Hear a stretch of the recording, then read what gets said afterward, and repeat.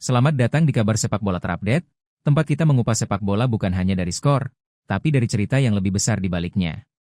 Dan hari ini, saya punya 3 kisah besar yang semuanya menuju satu garis merah. Inggris sedang membangun ulang wajah sepak bolanya.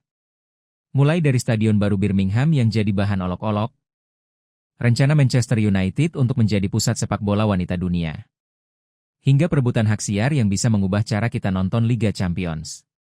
Bukan cuma berita, ini adalah peta masa depan sepak bola. Mari kita mulai. Birmingham City mengumumkan sesuatu yang seharusnya menjadi tonggak sejarah, tapi malah jadi bahan roas nasional. Desain stadion baru mereka, yang dinamai Birmingham City Powerhouse, dipresentasikan dengan penuh kebanggaan. Kapasitas 62.000 kursi. Arsitek Heatherwick Studio, Manica Architecture, nama besar. Lokasi Bordesley Green, East Birmingham. Tapi begitu gambar desainnya muncul di internet, ya, internet melakukan apa yang biasa dilakukan internet. Kemudian bacakan komentar fans rival. Nih stadion kayak meja terbalik bikinan Minecraft. Seolah Willy Wonka yang mendesain pembangkit listrik. Bro, itu kastil loncat. Bouncy Castle. Sementara netizen sibuk membuli, pihak klub serius dengan proyek ini. Tom Wagner mengatakan stadion ini bukan sekadar bangunan, tapi simbol ambisi.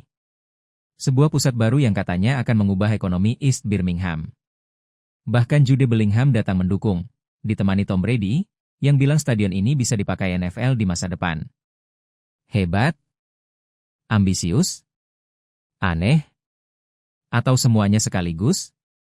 Yang jelas, Birmingham ingin membuka stadion ini di musim 2030-2031.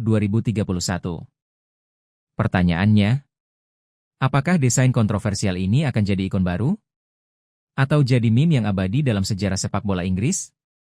Waktu yang akan jawab.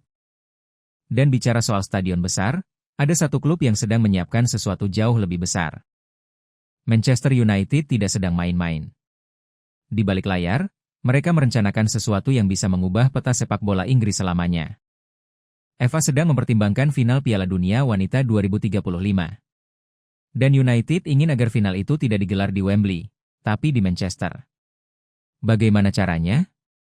Dengan membangun stadion baru yang kapasitasnya bisa tembus 100.000 penonton. Old Trafford sekarang legendaris, iya, tapi sudah tua. Renovasi? Bisa. Tapi United tampaknya lebih suka opsi build it from scratch, membangun ulang total. Masalahnya cuma satu, tanah milik Frankliner di belakang Stratford End. Jika tanah itu bisa dibeli, United bisa mulai proyek raksasa ini. Dan ini bukan sekadar stadion.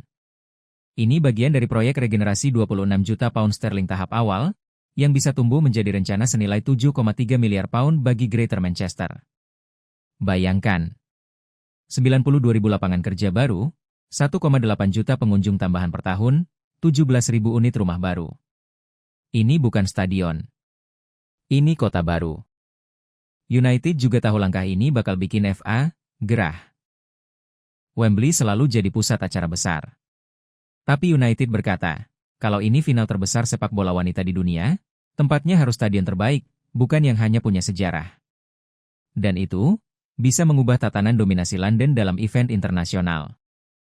Namun perubahan di Inggris bukan hanya bangunan, tapi siapa yang memegang kunci siarannya. Sekarang kita masuk ke dunia yang tak kalah panas, hak siar. Paramount baru saja menjatuhkan bom besar.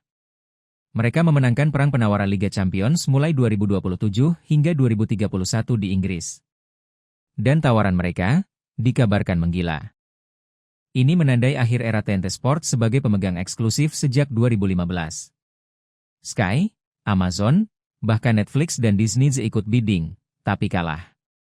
Satu hal yang menarik, Paramount berencana menayangkan beberapa pertandingan secara gratis lewat Channel 5.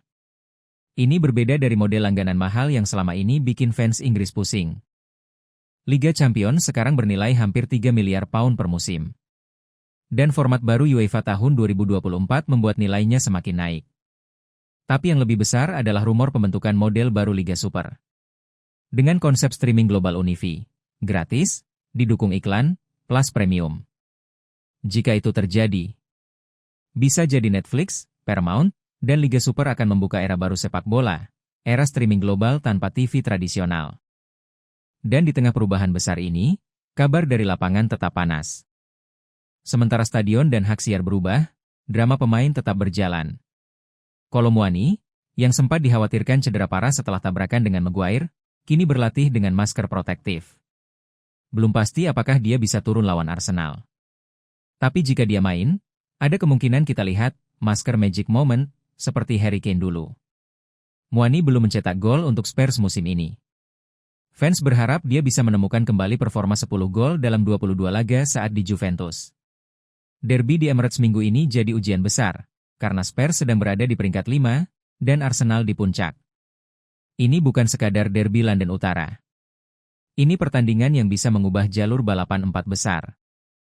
Jadi hari ini kita melihat satu hal yang jelas. Sepak bola Inggris sedang bergerak menuju masa depan. Birmingham membangun stadion yang dianggap Bouncy Castle. United ingin menjadi tuan rumah final Piala Dunia Wanita. Paramount mengacaukan peta hak siar. Dan di lapangan, para pemain tetap memberi kita drama minggu ke minggu. Ini bukan hanya berita olahraga. Ini transformasi, dari bisnis, budaya, sampai rivalitas. Terima kasih sudah mendengarkan kabar sepak bola terupdate. Kalau kamu suka pembahasan panjang seperti ini, jangan lupa follow podcast ini dan kirimkan episode mana yang ingin kamu dengar berikutnya. Sampai jumpa di episode selanjutnya. Stay curious. Stay football.